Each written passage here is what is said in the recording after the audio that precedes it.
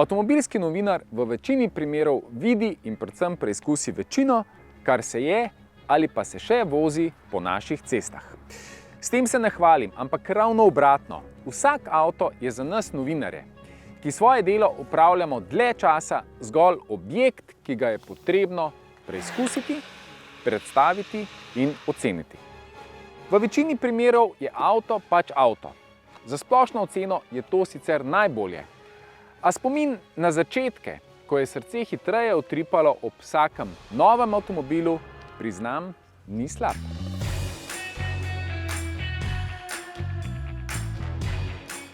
Zdaj živimo čase, ko je utrip povišan le malokdaj. Res zmogljivih motorjev skorajda ni več. Oblike avtomobilov pa so si znotraj koncernov vse preveč podobne. Ampak obstajajo izjeme. Vsaj tisti starejši vozniki vemo, da je v italijanski Alfi nekaj posebnega. Mogoče mladina pozna zgolj ironične šale, a včasih je bila Alfa pojem športnosti in elegance. Danes Alfinih modelov ni več veliko, zato pa vsak nov sproži določene emocije. Ker tu je Alfa še vedno Alfa. Oblika je prefinjena in drugačna, in če tudi za osnovo služi drug avto, Italijani še vedno znajo narediti lep avto. In tudi barva je posebna, mar ne?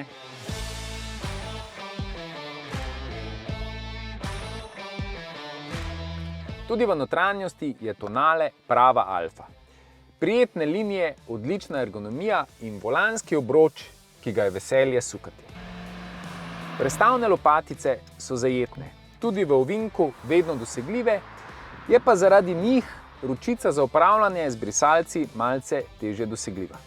V dobi popolne digitalizacije pri Alfi pohvalno niso ubrali enake poti. Čeprav je zaslon povsem nov, velik in pregleden, ter tudi zanesljivo delujoč, so vseeno ohranili najpomembnejše gumbe oziroma stikala. Tako so fizični gumb za glasnost, pa za upravljanje ventilacije in na vse zadnje že znani gumb za izbiro voznih programov. In ja, Italijani znajo. Lično so na sredinsko konzolo uvrstili še svojo zastavo, da se ve, iz kje avto prihaja. In še besedica dve o sedežih. Na pogled jim težko kaj zamerimo. Saj kombinacija alkantare in rdečih šivov preprosto navduši. A v ovinkih bi si vseeno želeli malce več bočnega oprijema. Tako kot so Alfini sedeži to nekoč že ponujali. Je pa seveda res, da je bila testna Alfa opremljena z osnovnim 1,5-litrskim blago hibridnim bencinskim motorjem, ki ponuja 96 kW. Ob dejstvu, da avto tehta tono in 600 kg. Moči ni v izobilju, zato motorju dinamična vožnja ne diši, raje ima lagodno križarjenje. Ob taki vožnji pa prej omenjeni sedeži svoje delo opravijo več kot učinkovito. No, zdaj pa pomirimo strah. Tale Alfa je seveda lahko tudi dinamična, a v okvirih vožnje srednje velikega križanca. To pomeni, da je za hitro speljevanje potreben odločen pritisk na stopalko za plin.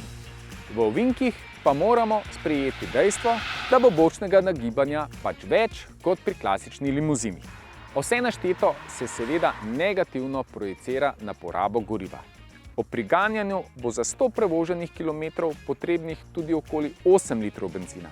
Medtem ko umirjena vožnja, takšna kot je na našem nornem krogu, zahteva manj kot 5,5 litrov. Tu seveda pomaga 15-kilovatni električni motor. Je pa res, da je včasih prehod med delovanjem električnega in bencinskega motorja preveč očiten. V Alfah je bilo vedno lepo sedeti spredaj, najbolje na vozniškem sedežu.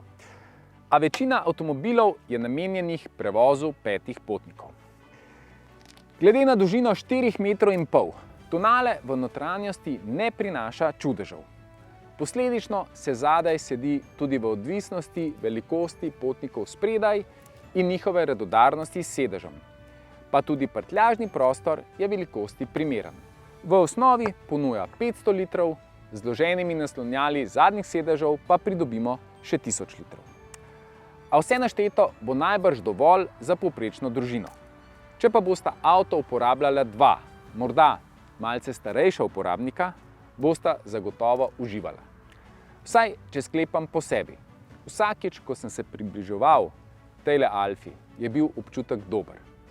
Morda zato, ker so končno naredili nov model, ali pa preprosto zato, ker so mi všeč lepi avtomobili.